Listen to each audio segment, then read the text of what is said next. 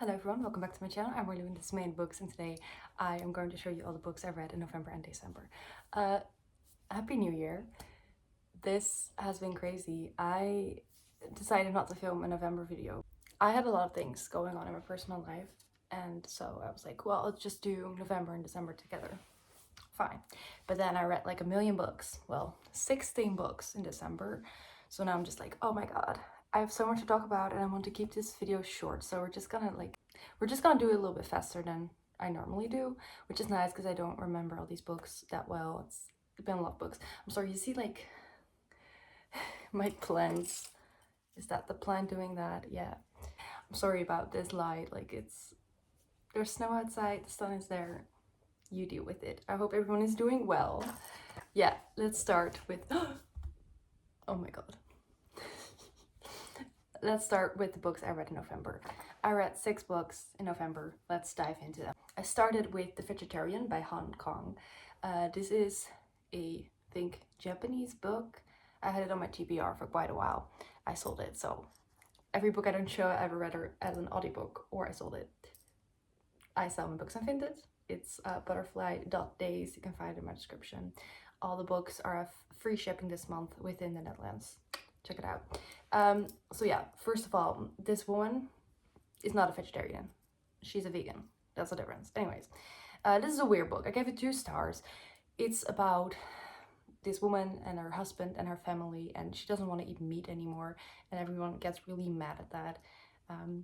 In a way, it makes sense because she's like not doing well because she's not eating anything. It was just weird. It was like parted into 3 parts, and just kind of weird stuff happens. Some parts were enjoyable, but overall it was such a tiny book, but it felt really long, and I hate those kind of books. Like, if it's short, it should be quick. So yeah, that's that. Then I read The Devil She Knows by Alexandria Bellafleur. I just love this cover. I cannot show you because I sold it, but I just thought it was fun. I gave it 3.25 stars. This was just enjoyable. This is about a woman, and she gets dumped by her girlfriend after proposing to her, and then she meets with this cute little girl in an elevator, and she is the devil or demon. I think she's a demon, but she looks like a devil. Anyways, so she makes her go back, not into time, but like in a different world where she's different. Like, she can wish that she was like successful, and she goes into an alternative timeline where she was successful, all to get her girlfriend back. So it's just a fun time. I would never read this as like a straight book. I like it because it's sapphic and it's fun, but like, is it that serious? It's not. And then I read Favorite Daughter by Morgan Dick. I started this earlier, but then my Spotify hours were up, so I had to finish it this month, which really sucked because I had a great time with this book, but then because I couldn't finish like the last 40 minutes or something, I was kind of out of it. But yeah, still gave it 3.5 stars. It's about these 2 sisters, and they know they have a sister, but they don't know that it's that person, you know? So their dad dies, and one of the sisters is a therapist, and the other one is an alcoholic. And the alcoholic sister did not grow up with the dad, but the other sister did, and her dad has in the will, like, she gets all the money, but she has to go into therapy with that sister without knowing that that is her sister. So you just gonna see them like having therapy sessions and like see their lives, and I just really enjoyed it. I really loved seeing how these 2 women like both were hurt by their father, and how that formed them into who they are, and them struggling with things. I had a really good time. It says here 3.5, but maybe I should say 7.5 because I had a really good time with this. I definitely recommend it if you are into the character-driven books. Then I read Finley Donovan Jumps the Gun. This is the 3rd book in the series, and I had heard that this one was the worst. So I went into that thinking that, and that makes it great because then your expectations are lower, but it's fun. So I cannot say all that much about it because it's in a series, but yeah, it's basically about this single mom and her babysitter doing shenanigans, not realistically, but in a fun way. I love this series, especially like book 2. I love that one. So this one I gave it 3.25 because like story-wise it's not that good.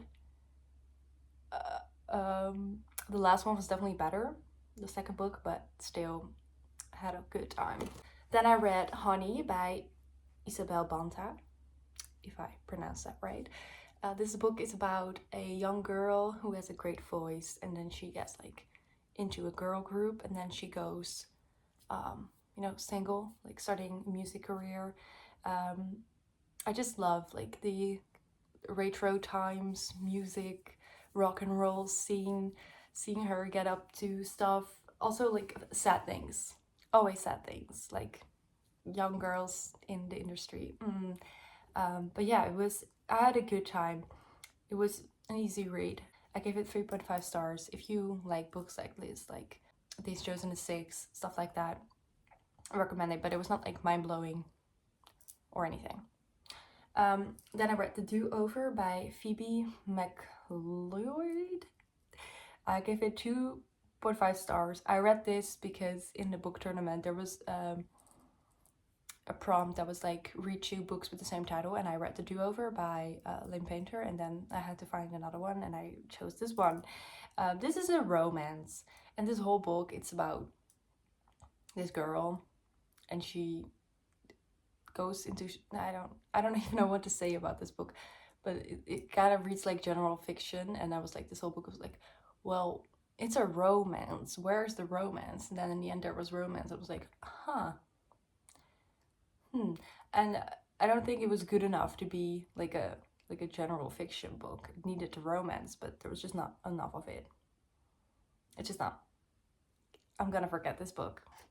Like, I'm already forgetting it. I was like, not special to me. Okay, that was November. Going straight into December. The first book I read was Heartstopper by Alice Oseman, part 4. I read this one in Dutch. It just happened. But I really enjoyed this part because it's really about the mental illness of Charlie and him going into therapy about that and their relationship through that. And I just really love that because you don't see that in like any media about teens, mostly like people getting help and how that affects others. And I think that was done really well. So I like that. Gave it 3.5 stars. And then I also read part 5. And on top of my head, I don't know what happens in part 5. They just chill, I guess. But it was fun. 3.5 stars. Then I read Anita de Monte Last by Xachel Gonzalez. That's the hardest name. I'm sorry. This book is about 2 storylines, one with an art student and one with an artist, Anita, and her husband, and she dies. And it's kind of like mysterious. And then the storyline of the girl in school, she's gonna like look into that. But this whole book, it's just so slow. Like the end, last 60 pages were great, but it was just so slow and kind of boring and kind of like very on the nose, like white men suck and you should not be in a relationship with these men, and I don't know, it was just not my thing. I gave it 2.75 stars just because the ending was good. I mean, was the ending good, or was it just more like better than the rest of the book? Like finally the things I was like, you start a book knowing exactly what is going to happen, and then that happens in the last 60 pages. Like, come on, don't make me wait for it. And then I read Coraline by Neil Gaiman. I know of the movie. I've not seen it. I know of the TikTok sounds like Coraline, you're in terrible danger. So that was fun to hear. I listened to it as an audiobook. I thought it was fun. I think that would be really fun to read this as a child. Like, it's about this girl and she's kind of like stuck at home, and her parents are just busy and she's bored. And she discovers a door and it's like calling to her, and then there's like this different kind of like reality where her parents have like button eyes, and it's kind of like scary. And yeah, I thought it was really fun.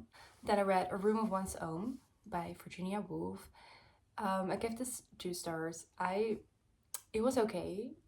definitely at the beginning, because she really has like a poetic way of writing. It's almost like she's like doing slam poetry if you like listen to it as an audiobook. And it's fun to see like the feminism in such a like an early time. But it's a short book, but it has a lot of repetition of the same thing. So I wouldn't say I enjoyed it. I would say I picked it because it was a short book and I feel cool knowing a classic.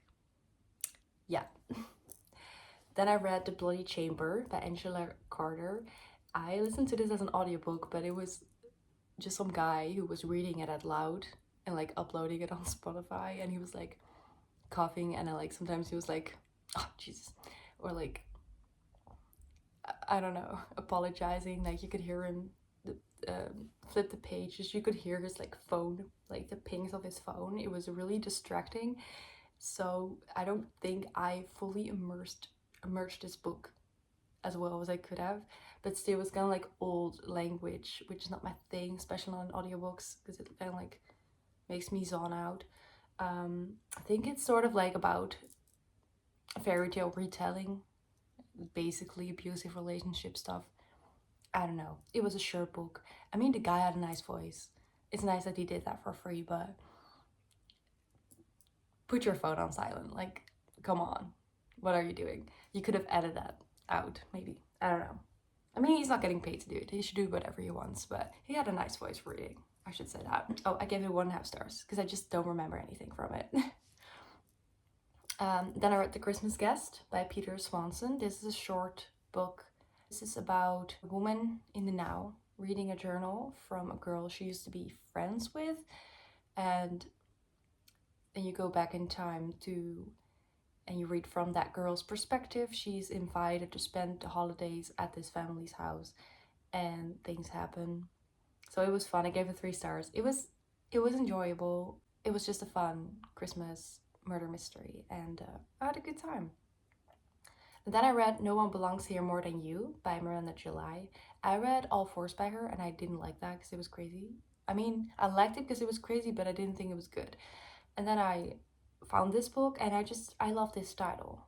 It's great. So these are short stories by her. I'm not a short story fan, but these were great. Her writing is so like honest and like in your face and like without boundaries. It reminded me a bit of one of my favorite authors, Melissa Broder and Dolly Alderton. I just thought it was really good. And if you can like grip me with every short story, that's a gift because I'm not into them at all. So gave it 3.75 stars. I will be reading for Miranda July again because I can see that she knows good writing. She knows it. Just All Fours wasn't for me. And then I read Euphoria by Lily King. One of the first books I read when I was getting back into reading was Writers and Lovers by her, so I knew I was gonna probably like her writing style.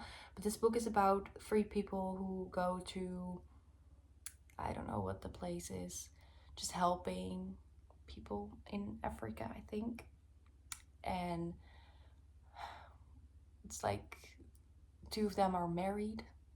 I don't know. This story kind of like flew past me a little bit. I don't remember much. Gave 3 stars. I was just not into it. It just didn't grab me. It confused me. Like you had like 3 POVs, but then the 2 men, they confused me of who was who. It was just not, for me, I think a great audiobook. And also the kind of story doesn't really, I don't really like that type of book. I've read about it before and it's not really my thing. So 3 stars. Then I read Margot's Got Money Trouble by Ruthie Thorpe. I gave it 3.5 stars. This is about a girl and she gets pregnant and she decides to do OnlyFans to make money. And I thought it was really interesting, like the discussion about what it says about her and what people think about that. And yeah, also about the relationship that she had with the father of the child, because it was kind of fucked up, and just like all those things together really makes you like think about it. Yeah, it was fun. And then I read And Every Morning the Way Home Gets Longer and Longer by Frederick Beckman. This is a short story about a man with Alzheimer's. So you see him talking to his son and his grandson, and sometimes he doesn't know which one he's talking to, but it was really, it was short but really good. Frederick knows writing. 3.75 stars. And then I read Us Against You by Frederick Buckman. This is the second part after Bear Town. And I love Bear Town, so I was really excited to read this. Again, flew through it. It's just so fun to have this whole like community of people you're following and you know them and you're like scared for them, excited for them, like feeling with them, and it was just really fun. I gave it 3.75 stars. I was not blown away by this book, but I just had a really good time with it. Just feels comfortable reading this, like you're in this world. I can see this so well as a show. I know it's been filmed. I don't know if it's a movie or a show, but I can just feel it. Kind of just like makes me think of Scum, which makes sense because it's, you know, Scandinavian, but I don't know.